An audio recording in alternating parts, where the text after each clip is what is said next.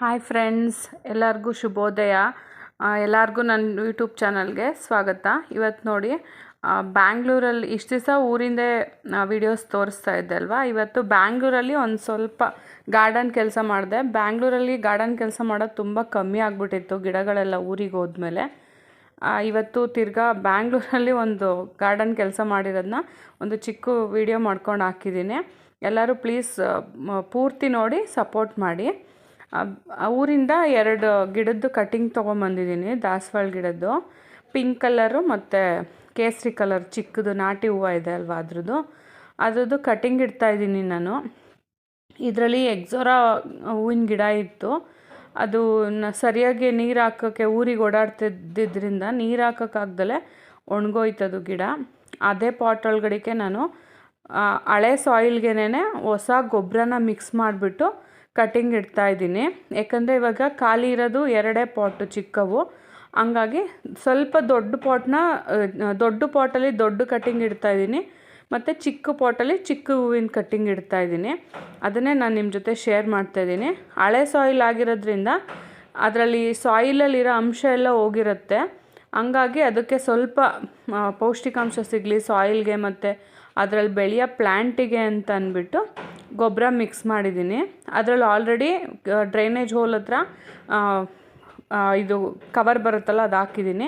ಅದರಲ್ಲಿ ವಾಟರ್ ಮಾತ್ರ ಆಚೆ ಬರುತ್ತೆ ಮತ್ತು ಸಾಯಿಲ್ ಅಲ್ಲೇ ಉಳ್ಕೊಳ್ಳುತ್ತೆ. ಹಂಗಾಗಿ ಬರೀ ನೀರು ಮಾತ್ರ ಆಚೆ ಬಂದರೆ ಸಾಕು ಅನ್ನೋ ಥರಕ್ಕೆ ಒಂದು 3/4 ಭಾಗಕ್ಕೆ ಶೀಟ್ ಇಟ್ಟಿದ್ದೀನಿ. ನೋಡಿ, ಇದು ಕಟ್ಟಿಂಗು ಪಿಂಕ್ ಕಲರ್ ಹೈಬಿಸ್ಕಸ್ದು. ಊರನ್ನ ವೀಡಿಯೋ ನೋಡಿರೋರಿಗೆ ಗೊತ್ತಿರುತ್ತೆ. ಮತ್ತು ಇದು ನಾಟಿ, ಇದು ಕೇಸರಿ ಕಲರ್ ದಾಸವಾಳ.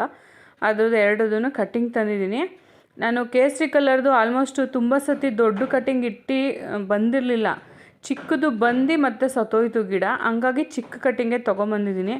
ನೋಡೋಣ ಇವೆರಡರಲ್ಲಿ ಯಾವ್ದು ಸಕ್ಸಸ್ ಆಗುತ್ತೆ ಅಂತ. ನೋಡಿ, ಎಲೆ ಎಲ್ಲ ತೆಗ್ದಿದ್ದೀನಿ ಮತ್ತು 45 ಡಿಗ್ರಿ ಆ್ಯಂಗಲ್ಗೆ ಎಲ್ಲರೂ ತೋರಿಸ್ದಂಗೆ ನಾನು ಕಟ್ ಮಾಡ್ಕೊಂಡಿದ್ದೀನಿ.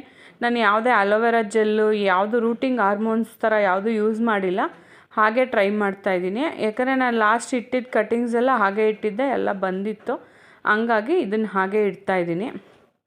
ಬೇಕು ಅಂದರೆ ನಾವು ಹಾಕಿ ಆದಮೇಲೆ ಡೈಲಿ ನೀರು ಕೊಡ್ತೀವಲ್ವ ನಾವು, ಸ್ವಲ್ಪ ಆವಾಗ ಬೇಕಾದರೆ ಒಂದು ಲೋಟದೊಳಗಡೆ ಅಲೋವೆರಾ ಕಟ್ಟಿಂಗ್ ಇಟ್ಬಿಟ್ಟು ಅದ್ರ ನೀರನ್ನ ಕೊಡ್ತಾನೂ ಬಂದರೆ ಗಿಡಗಳದ್ದು ಚೆನ್ನಾಗಿ ರೂಟಿಂಗ್ ಆಗಿ ಕಟ್ಟಿಂಗ್ ಸಕ್ಸಸ್ ಆಗುತ್ತೆ. ಆ ರೀತಿ ಮಾಡೋಣ ಅಂತೇಳ್ಬಿಟ್ಟು ನಾನೇನು ರೂಟಿಂಗ್ ಹಾರ್ಮೋನ್ ಏನೂ ಹಾಕ್ತಲೇ ಹಾಗೆ ಕಟ್ಟಿಂಗ್ ಇಟ್ಟಿದ್ದೀನಿ. ಎಲೆ ಎಲ್ಲ ತೆಗ್ದಿದ್ದೀನಿ. ಯಾಕಂದರೆ ಎಲೆಗೆ ಅದರದ್ದು ಪೌಷ್ಟಿಕಾಂಶ ಎಲ್ಲ ಹೋಗೋಕ್ಕೆ ಸ್ಟಾರ್ಟ್ ಆದರೆ ಹೊಸ ಚಿಗುರು ಮತ್ತು ಬೇರು ಬರೋದು ಲೇಟ್ ಆಗುತ್ತೆ. ಹಂಗಾಗಿ ನಾನು ಎಲೆ ಎಲ್ಲ ತೆಗ್ದಿದ್ದೀನಿ. ಮತ್ತು ನಾವು ಕಟ್ಟಿಂಗ್ ಇಟ್ಟ ಮೇಲೆ ಒಂದು ಜಾಗ ಅಂತ ಫಿಕ್ಸ್ ಮಾಡಿ ಇಟ್ಬಿಟ್ಟು ನೀರು ಉಯ್ದುಬಿಟ್ರೆ ಅದನ್ನು ಅಳ್ಳಾಡಿಸ್ಬಾರ್ದು. ಕಟ್ಟಿಂಗ್ ಅಳ್ಳಾಡಿಸಿ ಬೇರು ಲೂಸ್ ಆಯಿತು ಅಂದರೆ ನಮಗೆ ಕಟ್ಟಿಂಗು ಎಲೆ ಬಂದು ಸ್ವಲ್ಪ ದಿವಸ ಆದಮೇಲೆ ಒಣಗಕ್ಕೆ ಸ್ಟಾರ್ಟ್ ಆಗಿಬಿಡುತ್ತೆ. ಹಂಗಾಗಿ ಒಂದು ಜಾಗ ಫಿಕ್ಸ್ ಮಾಡಿ, ಯಾರೂ ಓಡಾಡ್ದಲ್ಲೇ ಇರೋ ಕಡೆ, ನಾವು ಮಾತ್ರ ನೀರು ಹಾಕ್ಕೊಳ್ಳೋ ಕಡೆ ಇಟ್ಕೊಂಡು ಕಟ್ಟಿಂಗು ಸ್ವಲ್ಪ ದೊಡ್ಡದಾಗೋವರೆಗೂ ಅದು ಸಕ್ಸಸ್ ಆಯಿತು, ಬೆಳೀತಾ ಇದೆ ಅಂದರೆ ಸ್ವಲ್ಪ ಚೆನ್ನಾಗಿ ದೊಡ್ಡದಾಗಿ ಏನು ಗಾಳಿಗೆ ಅಳ್ಳಾಡಿದ್ರೂ ಏನೂ ಆಗಲ್ಲ ಅನ್ನೋ ಥರ ಇದ್ದರೆ ಮಾತ್ರ ನಾವು ಹತ್ರಕ್ಕೆ ಎತ್ತಿಟ್ಕೋಬೇಕು. ಇಲ್ಲಾಂದರೆ ಸ್ವಲ್ಪ ದೂರ ಇಟ್ಟು ಬರೀ ನೀರು ಹಾಕ್ತಾಯಿದ್ರೆ ಸಾಕು. ಅಳ್ಳಾಡಿಸಿದ್ರೆ ಕಟ್ಟಿಂಗ್ ಹೋಗ್ಬಿಡುತ್ತೆ. ನೋಡಿ, ಇದಕ್ಕೂ ಅಷ್ಟೇ. ಅದರಲ್ಲಿ ಆಲ್ರೆಡಿ ತೆಂಗಿಂದು ನಾರು ಹಾಕಿದ್ದಿತ್ತು ನಾನು. ಲಾಸ್ಟು ಪಾಟ್ ಮಿಕ್ಸ್ ಮಾಡುವಾಗ ಹಾಕಿಟ್ಟಿದ್ದಿತ್ತು ಹಾಗೇ ಇತ್ತು. ನಾನು ಅದಕ್ಕೇ ಸ್ವಲ್ಪ ಕೆಳಗಡೆ ಗೊಬ್ಬರ ಹಾಕ್ಬಿಟ್ಟು ಇದೇ ಮಣ್ಣೆ ಅದಕ್ಕೂ ಹಾಕಿದ್ದೀನಿ. ಯಾಕಂದರೆ ಇದು ಸಾಯಿಲ್ ಇನ್ನೂ ನೀರು ಹಾಕ್ತಾ ನಾವು ಅದು ಕೆಳಗಡೆ ಹೋಗುತ್ತೆ.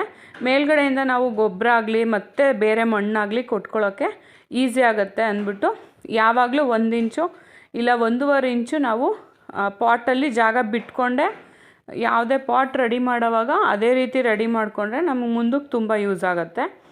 ನೋಡಿ, ಇದು ಕಟ್ಟಿಂಗ್ ಇಟ್ಟಿದ್ದೀನಿ ಚಿಕ್ಕದು. ಇದು ನಾನು ಲೀವ್ಸ್ ಏನೂ ತೆಗಿತಾ ಇಲ್ಲ, ಹಂಗೆ ಇಡ್ತಾಯಿದ್ದೀನಿ. ಯಾಕಂದರೆ ತುಂಬ ಚಿಕ್ಕದಿದೆ ಅಲ್ವಾ, ಪರವಾಗಿಲ್ಲ ಅಂತ ಹೇಳ್ಬಿಟ್ಟು. ಲಾಸ್ಟ್ ಟೈಮೂ ನಾನು ಹೀಗೆ ಇಟ್ಟಿದ್ದೆ. ಇದನ್ನು ನಂಗೆ ತುಂಬ ಚೆನ್ನಾಗಿ ಬಂದು ಫ್ಲವರಿಂಗ್ ಎಲ್ಲ ಆಗಿತ್ತು. ನಾನು ಲಾಸ್ಟ್ ವೀಡಿಯೋಗಳಲ್ಲಿ, ನಂದು ಹಳೆ ವೀಡಿಯೋಗಳಲ್ಲಿ ಇದೆ ವೀಡಿಯೋ, ಬೇಕಾದರೆ ನೀವು ಹೋಗಿ ನೋಡಿ. ಚೆನ್ನಾಗಿ ಬಂದು 3-4 ಫ್ಲವರಿಂಗ್ ಆಗಿ ಮಿಲಿಬಗ್ಸ್ ಏನೋ ಅಟ್ಯಾಕ್ ಆಗಿ ಅದು ಗಿಡ ಹೋಯ್ತು. ನೋಡಿ, ಈ ರೀತಿ ತುಂಬ ಚೆನ್ನಾಗಿ ಪ್ರೆಸ್ ಮಾಡ್ಕೋಬೇಕು. ಏರ್ ಏನು ಇರಬಾರ್ದು ಒಳಗೆ. ಮತ್ತು ಬೇರೂ ಅಷ್ಟೇ ಬರೋಕ್ಕೆ ಸ್ಟಾರ್ಟ್ ಆದಮೇಲೆ ಅದು ಅಳ್ಳಾಡಬಾರ್ದು.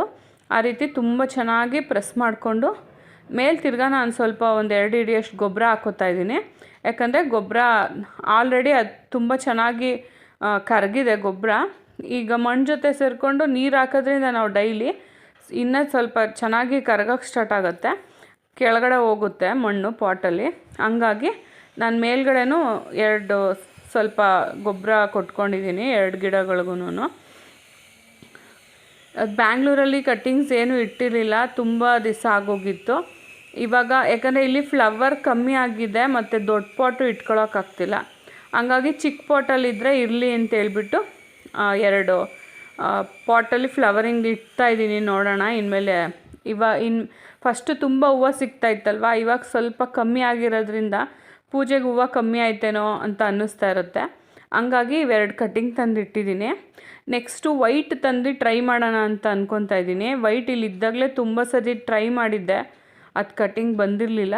ಈ ಸತಿ ನೋಡೋಣ, ಈ ಸತಿನಾದರೂ ಕಟ್ಟಿಂಗ್ ಬರುತ್ತಾ ಅಂತ.